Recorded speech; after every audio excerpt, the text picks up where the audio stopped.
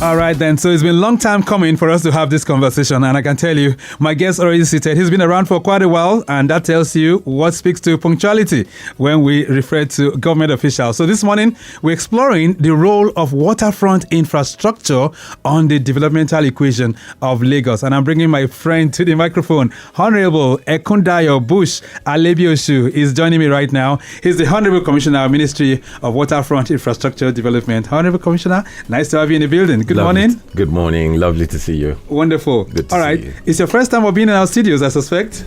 No, I would say I think I've been in a couple of times. Okay, which is very good. But look to your left. We have the big screens. We call it the live cameras where we can see the roads. What do you make of it, by the way? It's absolutely amazing. I mean, to be sat here and seeing everything that's happening across Lagos, we're giving updates on traffic is just amazing. Live updates. Right. Just amazing. And this speaks to what now? Technology, innovation? Technology, innovation, effectiveness. It's just out of this world. Absolutely great. What would you say to Mr. Governor? Thank you very much for all you do. Right.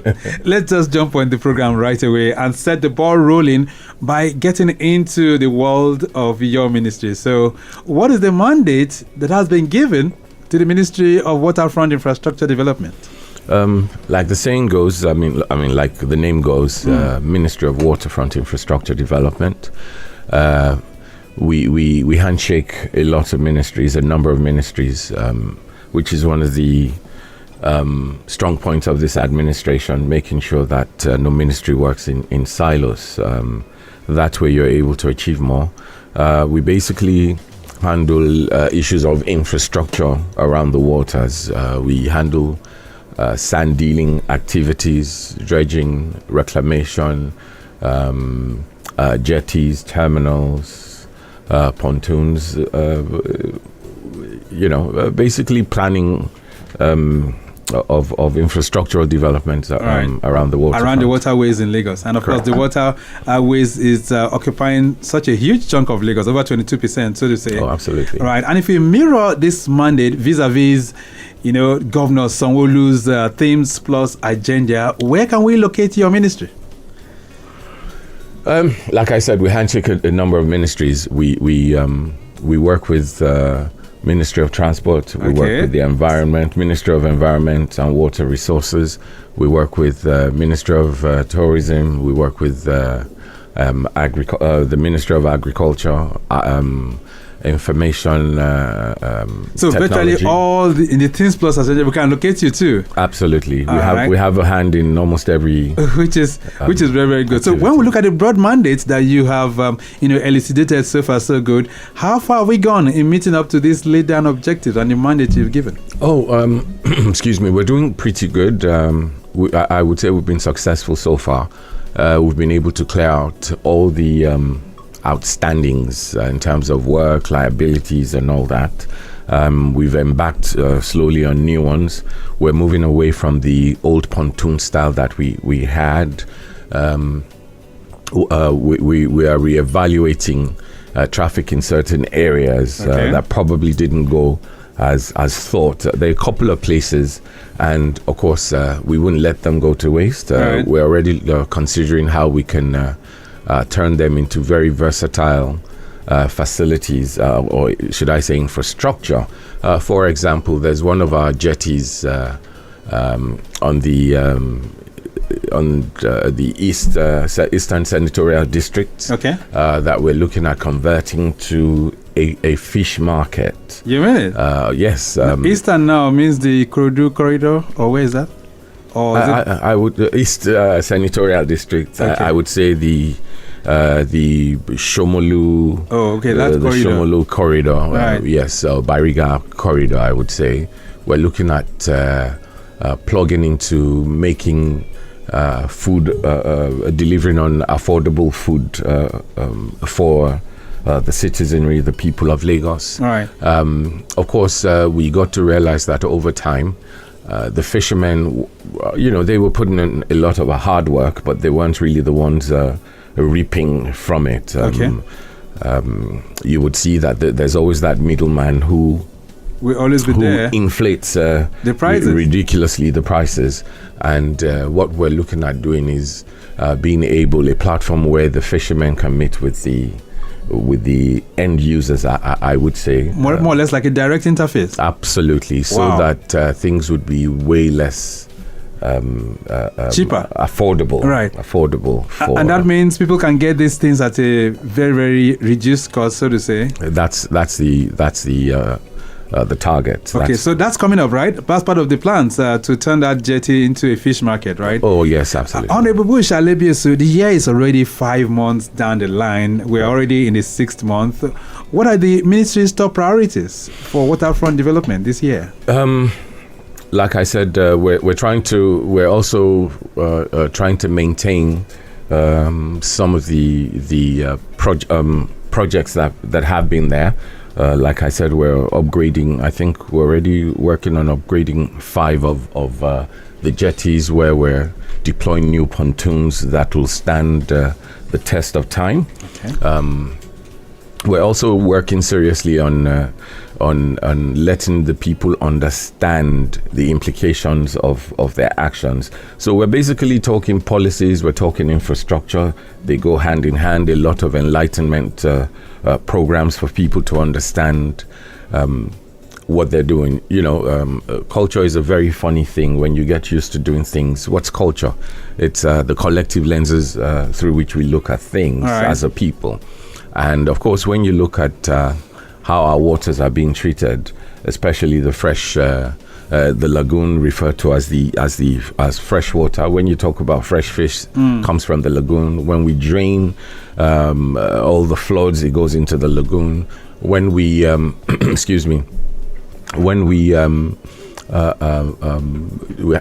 the water we consume at home, borehole water that's said to be the purest or cleanest type of water, in this part of the world, we depend on the lagoon. On the lagoon as a source, right? Yes, and where in a case where we continue to reclaim indiscriminately and we continue to narrow down the lagoon, we stand the risk of really not being able to refer to our lagoon as fresh waters anymore. A lot of dumping, a lot of refuse, a lot of biodegradable things being chucked in the water, open defecation and things like that. Which is quite unfortunate. Yesterday I was just focusing on that on my program when we were referring to water pollution and its effect on the marine ecosystem. We'll still touch on that because I know Sunday is the World Ocean Day, which your ministry is going to be marking. But a lot of times when we talk water infrastructure, there's this interface. A lot of times we always want to make reference to LASWA and water transportation. And when they mention jetties, what's going on in our head is that probably they're the ones providing it. Not knowing your ministry is the one saddled with that kind of responsibility. So let's talk about those jetties now. So how many of them has the ministry been able to work on? How many are we yet to really touch? And where are we? We're working with about 5 at the moment. We're doing our test runs, the test run on about 5 different jetties. Excuse me. All right. We are looking at just changing the face of things. It's all a part of making water transport interesting. Your experience, amongst other things, would be part of what makes your trip on water worthwhile. You had talked about LASWA. Right. Like I said, we work with a number of ministries, like we do physical planning, Lands Bureau. Same. I'd mentioned the Ministry of Agriculture. The same thing is what we're doing with LASWA. LASWA is more of a regulatory body. Okay. We kind of we have what you can kind of call last man water. Okay. That's under that body, that agency, amongst other things. So those infrastructure that you provide on the waterways, for clear understanding now, so you provide the jetties, right? Correct. Apart from that, is there another thing? Do we have like a BRT lane on the waterways that you guys provide as well? We're working on that. We're working on that. Of course, it's work in progress, I would say. You see that not long ago, a few months back, the administration through the Ministry of transportation launched some new boats in order to meet up with the demands. Where truly, I have to give it to Lagosians. The way they interacted with water a few years ago is completely different from how they interact with water now. In what way? There's you have more people trusting and using our waterways. Over time, somebody like my mother feels that the moment should you go in water, you die. It's just that phobia that a lot of parents have passed on, and we are also passing on. But things are changing. We're also studying how people interact with water, which falls under the the coastal zone management plan. All right. How do they interface? How do they interact?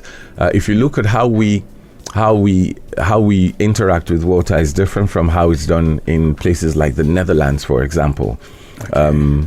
They've gone to one of the things I realized was that the waters seemed a bit murky, and I was made to realize that yes, it's murky at the top. It looks dirty, but it's actually clean, because I actually saw somebody take a glass and scooped some water and drank some. Even in Netherlands? Yes. Wow. I got to, one of the things I noticed was that there was no smell. So they've been over time and over the years, they've been able to become one with water, and they've been able to separate the cause of the smell. Is that part of your responsibility as well? For you to ensure that the water looks clean, for you to sanitize the water and make it, is that part of your responsibility? It should be everybody's responsibility, if you ask me. It's like knowing that you shouldn't throw trash on the grounds. Eventually you pay for it. It affects, when these things we discard, some are not healthy for seafood, fish particularly, and of course, what the effect would be to reduce the population, if I can use that word, for fish, and of course, it becomes expensive, which is one of those things, and that's why the Ministry of Environment and Water Resources placed a ban. Lagos State, through that ministry, placed a ban on certain products like styrofoam, plastics, and some other things. It's part of keeping the fish population healthy and eventually allowing people to have fish to eat. All right. When you look at further behavior, you see that we have in some areas like, for example, Makoko, where we have people on squatting on our waters. Of course, what happens to the waste, particularly how do they get rid of dispose human waste? That's a very big problem as well. Yes, it's dumped. There have been several cases where, particularly with tilapia, where they cut it open and they see human feces. Wow. Bang in the belly of the fish. Wow. And of course, some would discard the fish entirely, but some would say, well, considering the cost I spent in this fish, no, it has to be eaten. And of course, it will have. Though I'm not a doctor, but common sense tells us naturally that it would have its effects on the human health. Which is very, very true. All right, Absolutely. So we'll still talk more about the human activities and the behavior, but looking at other things that move on the waterway, like the boats now, do you guys also provide that as part of your responsibility? Yes, like I said, that we don't, as a ministry, doesn't provide that. That falls under the purview of the Ministry of Transportation through LASWA. Okay, so but providing other infrastructure like the jetties, which you mentioned, you guys you do that as well from your ministry. Yes, we do. What are the features? What are the things that you consider when you have to put up a jetty in a particular location? Well, since I got there, since I got appointed, every administration has its a defining crisis, and every administration has a defining project that stands it out from others. We decided that we were going to change how things were, how they used to be, And of course, we decided that a part of our policies would be to get sign-offs from some of the ministries. Number one, carrying out studies, effective studies. In the past, what we would do is we would interface with the communities through a town hall. And I now, while studying certain patterns, I got to realize that sometimes you could have about 300 people, 400 people in at the town hall clamoring for the location of a jetty at their locations. Okay. And then at the end of the day, you find out that, well, true, 500 people in an enclosed area can be a lot of people. But we got to realize that in all cases, it didn't transform to the number of people that make use of the waterway. Make use of that jetty particularly. And an example is the one I had mentioned to you. In Bariga. Yeah, you said Bariga. I said around Bariga. Okay, Bariga. That one that I mentioned, right. We just got to realize that there were certain things that impacted that impacts or continues to impact on the low usage of that particular jetty. Right. So we decided that we would carry out more studies. In some cases, we carry out bathymetric survey. We carry out physical survey. We do. We check what the route is like. Is there proper channelization there? We started to consider a whole number of things, and we've started to see those things change. Let's talk about the waterways in Lagos now. In terms of wrecks and debris and all those things, do you guys scan for that as well? Yes, we do that. We actually just got a letter from one of the ministries from Abuja, okay, saying that they had identified some wreckages.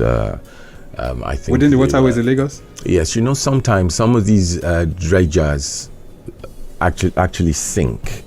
And what you just have is if they see that it's going to be too expensive to remove or to pull out, some of the owners just cut their losses and walk away. Wow. And of course, that affects a lot of things. I was just coming to that. I mean, the issue of dredging, which I know is also part of your responsibility to regulate. But before then, quickly, let's just let the listener know, if you're wondering, we're exploring the role of waterfront infrastructure in the developmental equation of Lagos State.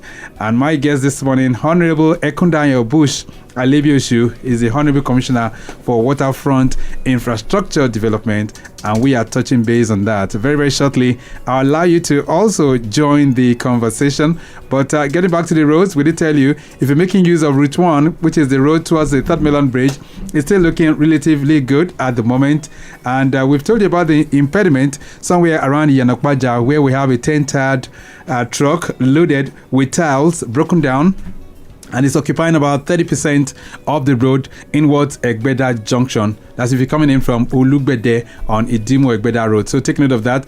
Traffic managers are doing what they can to work on it tirelessly just to get it fixed and ensure that you have it very, very good. Ikoyi Obalinde end, things are still looking pretty cool within that particular corridor. Ikorodu Road, I need an update on that one as well. And earlier on, we did tell you that those of you navigating through the Lagos-Ibadan Expressway, heading out of Lagos, we have lots of vehicles, high influx within that corridor, plus some ram selling activities around the Kara Market also affecting your movement. So it's a very, very slow one at this time as we speak. Victoria Island as well, we did tell you that traffic from Mekwen Bridge inwards Bonny Camp roundabout is presently busy but moving, even though you have high influx within that corridor, but no major worries. Let's get back to the conversation, Honourable Commissioner, and touch base on dredging. Dredging is one activity, economic activity, which is very, very good for survival, but also people would like to know what's happening in terms of regulation, and that falls under your purview. Is that correct? Yes, it does fall under our purview. Sand dealing operations encapsulates dredging for reclamation, dredging for stockpiling. Of course, we dredging isn't a bad thing. It's something that we require in our everyday lives anyways, but only when controlled. You can close your eyes and imagine the just having loose pilots, not having a body that controls them. Right. Close your eyes and imagine medical doctors not being controlled. Similarly, as much as the studio we're in at the moment, yes, requires some sand, kind of structure. Yes, sand in putting up this structure, and right. of course, somebody has to deliver on that product, which falls under dredging, and of course, we also handle land reclamation, but unfortunately, we have a lot of indiscriminate dredging going on out there. As I speak right now. Oh yes. Which part of the state? All over. All over. Yes. So we have to consistently monitor, and of course we're changing in order to stem the tide. We also continue to change our policies. One of which we just got approval into effect. We got approval rather, stating that the state would have to, as penalties, would have to. Anybody caught not having gone through all the necessary processes, right? Taking into consideration its effects on the environment, not having EIAs, TIAs, transportation impact assessment, amongst the drainage clearance, just to mention a few things, are some of the requirements that they have to put in place. So, for point of emphasis, so dredging is not illegal. No, dredging is something we require. Dredging it's like building. It's like building a house. What makes it illegal is when you build without planning approval. Okay. Then it becomes illegal. So before they do that, they're supposed to approach the ministry. Yes. To get a kind of they license? Apply through the ministry. It depends. If you just want to go into the dredging business, it's one thing. If you want to dredge to reclaim, it's another. Okay. And we just want to make sure that all T's are that all the T's are well crossed rather, and the I's well dotted. Right. And to make sure that basically control. There has to be control. Where there's no control, then just think anarchy. That's right. Chaos will be the total chaos. The name of the game. That's very true. It's total chaos. All right. Ekpe Corridor, I understand, is very, very good movement from Mojoda connecting Itamaru and areas like Ayeturu. They're having a pretty good. Same for your movement. It was the General Hospital Junction, linking up with the T Junction, all looking pretty good as well. Temu, Okeosho, down to K2, very, very good. So, Ekpe and environs, traffic windows locations are still looking pretty good. Very, very shortly, I'll allow you to join the conversation as well. But before then, Honourable Commissioner, let's touch base on this reclamation thing that you mentioned right now. Yeah. In terms of those that are doing that, what has the ministry found? Do we have people who are really, really encroaching or perhaps reclaiming land illegally? Oh yes, we've seen all sorts, all styles, and that's why we had to put that policy in place. Not only will you forfeit half of what you reclaimed, the half that's left with you will also have half of it valued at the open market value, and then you pay penalties to that tune. The whole point is eventually you realize that it will not be business as usual, and of course we continue to monitor our waters. The Lagos State government through EGIS and information, the Ministry of Information Technology at the moment are in discussions, particularly with EGIS, where just like you're able to monitor traffic from here, we're also able to monitor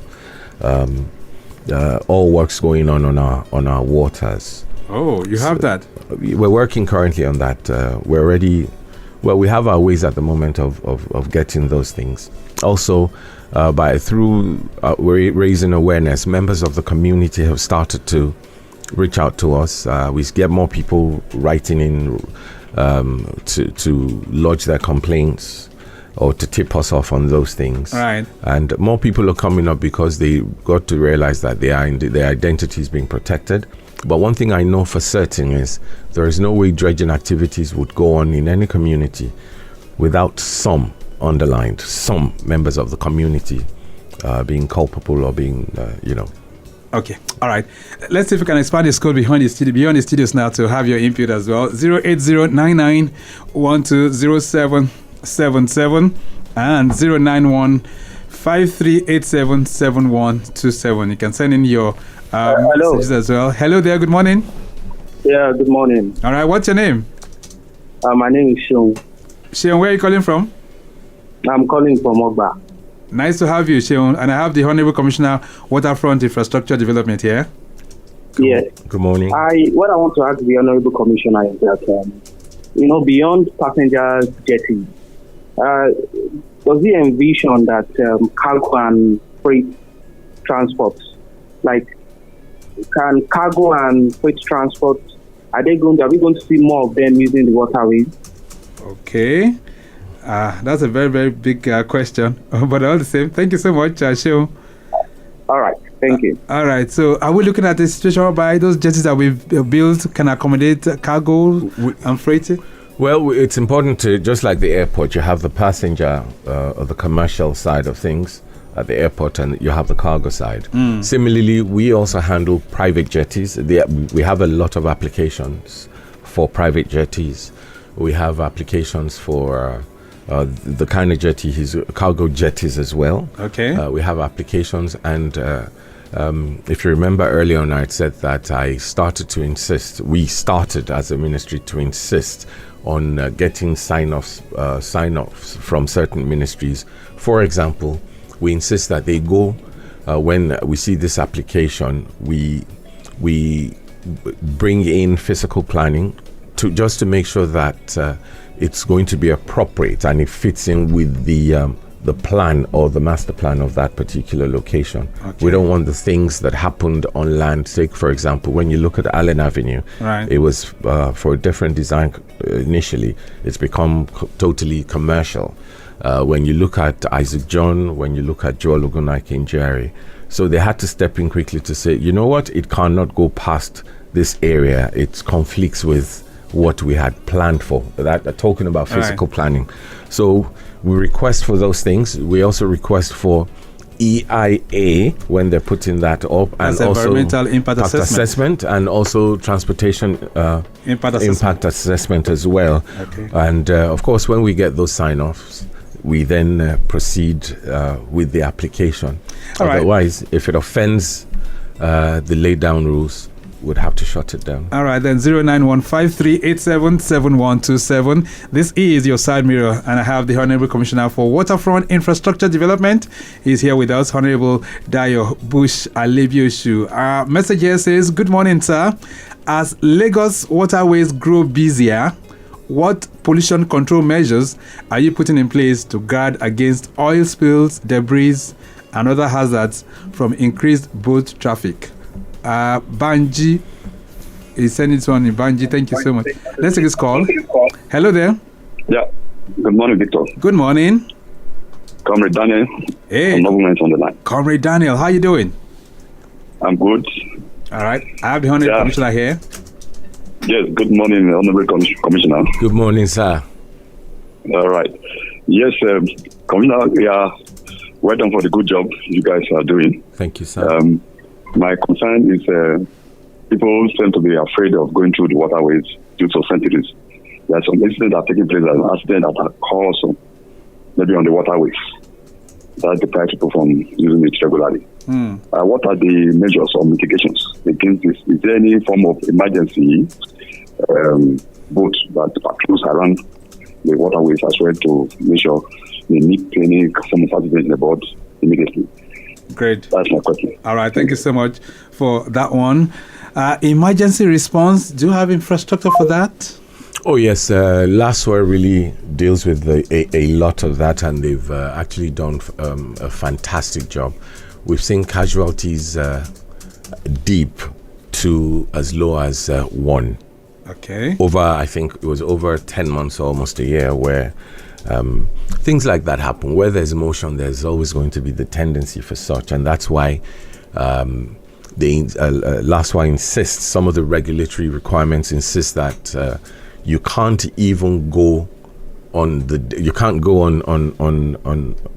jetties without your life jackets. Without your life jackets. They have people in place. You remember I'd mentioned earlier on that they even have what I would call water LASWA. Right. They have a different name for them. And also they make sure that our waterways are shut down by, I think it's about 7 p.m. That's right. All of these are things put in place. These are measures put in place to make sure that, yes, we want, it's a necessity to have water transport, particularly in Lagos. All right. So responding to Banjo's question, or pollution control measures, it says, what are you putting in place? Oh, yes, we continue to do. That's why we handle things like there's a thin line between Waterfront and the Ministry of Environment. Okay. But we still have certain functions like the clearing of water hyacinth. We clear every time we go out to do that. So you join them doing that? My ministry actually handles that. Oh, yes. Okay. I never knew that. All right. Message here says, good morning, Victor and Honourable Alebiosu. Lagos is criticized by so many waterways. It says Lagos is crisscrossed by so many waterways. So how do you decide which spots to dredge or add new jetties to? Do you lean more on data, community input, or both? Benjamin is sending this one in. Benjamin, thank you so much for your question. Absolutely. You remember I told you about studies that we carry out before locating jetties now. So we have to rely on data. We have to carry out our own investigations beyond just having a few people. You can lock about 300, 400, 500 people somewhere and they say, we want it. You locate it there and find out that you probably would get 20 people go on it from that particular location. So then you look at why aren't they going through there? We also, just like roads, we also have heavy traffic areas. For example, you have a lot of people living in the corridor axis and working in Victoria Island and along those areas. Right. So we already know the route. We sit down with LASWA, we sit down with Lag Ferry, we ask them questions. Where is this needed? So we also get data. You'd be amazed the amount of data that they have available. Yes, especially through those sources. All right. Then from the last mile control, we did tell you that the earlier reported broken down high capacity bus at K2 inwards Yano School, that one too has been finally taken off. So it's a much better drive navigating through that corridor. 091-5387-7127 and 080-99-120-777. I have a Honourable Dayo Bush Alebiosu here with us in the studios. He's the Commissioner, Ministry of Waterfront Infrastructure Development. This message says, good morning. Many Lagosians still perceive water transportation as unsafe or unreliable. It says, how is the ministry addressing safety standards, training for boat operators, and regular maintenance of vessels? You didn't put your name, but thank you so much. Does that fall within your purview, or that is for LASWA? That falls under services. The services LASWA takes care of. It falls under the regulatory scope of LASWA. Okay. We provide those things. But it's important, there's a saying that goes thus, that if you change the way you look at things, the things you look at will begin to change. We've had biases in the past, embedded in our culture towards water. You'd see some people who would never even go close to water. But now things are different. They're changing. The number, where you had, say, 50,000 people going through a route,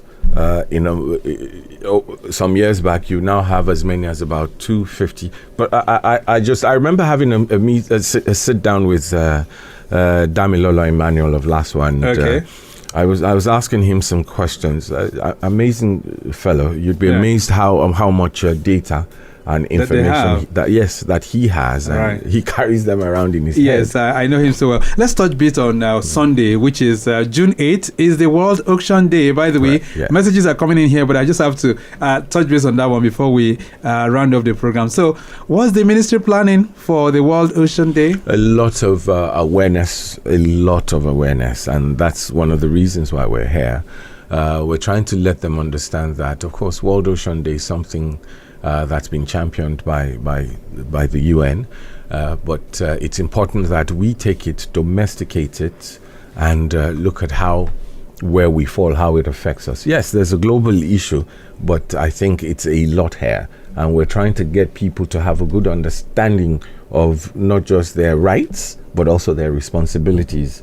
No government in the world can do that by itself without the people. All right. And of course, you probably just need to show them the mirror and let them see the image. Any summit or anything that's going to be planned on that day?